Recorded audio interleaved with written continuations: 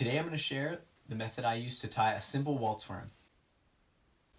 So the Walts Worm was first originally designed from a fella from central Pennsylvania. His name is Walt Young. So I'm just going to share my variation of the Walts Worm. Super simple and quick to tie. It is absolutely stable fly. I fish everywhere I fished in the world, in Pennsylvania or wherever, and it's just always catches fish. You can fish it in different colors. I like to fish the tans and the olives and sometimes the rainbow scud dub color.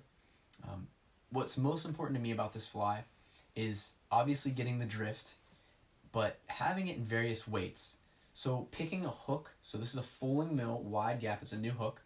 It is a size 16, but this is a perfect hook because I can fit an array of millimeter beads on this. This is a 3.2, so just on this 16 alone I can fit 2.5, 2.8, 3.0, 3.2, 3.5, 3.8. Sometimes anchor flies need to be small. Not always is an anchor fly a big profile going to catch fish, but I've noticed fishing small anchors with big beads, it just works.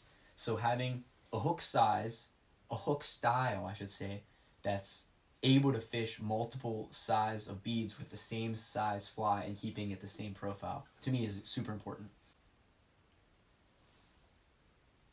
I'm using 8/0 thread in olive. Done. Take some thread and I'm just going to make sure I build up a small ramp here just to keep the bead in place. And in doing so you can create a small taper body too.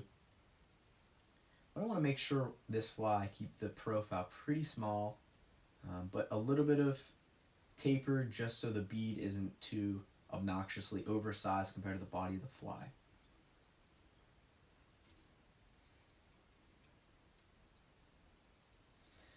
Body color, I'm just going to use a hare's ear and a natural. I do like fishing this fly in olive. It's going to take a little bit, keep the body real thin, dub this real nice and thin. So why I like to use the thinner thread is it will help keep the fly thin. That rope of dubbing will be a lot thinner on 8/0 thread versus 6/0 thread. So if you have a little bit of gap between the dubbing and your thread, instead of doing that extra wrap, I can actually slide up the dubbing and start immediately dubbing my body.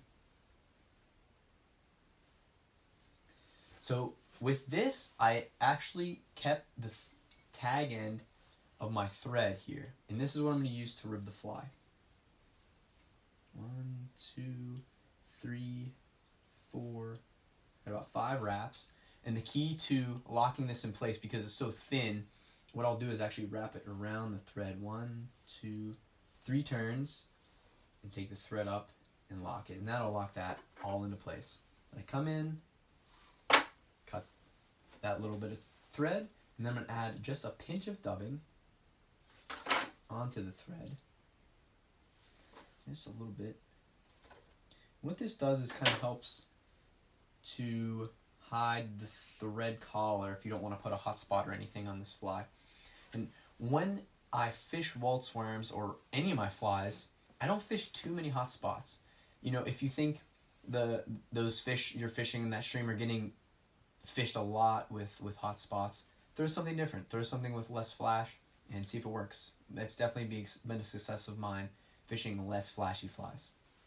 So my friend Michael Bradley showed me this trick. Leave a little bit of dubbing on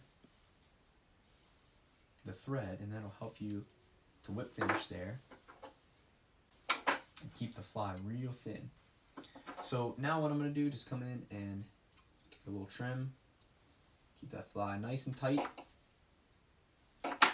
It is an absolute staple in my fly box. Thanks and have a great day.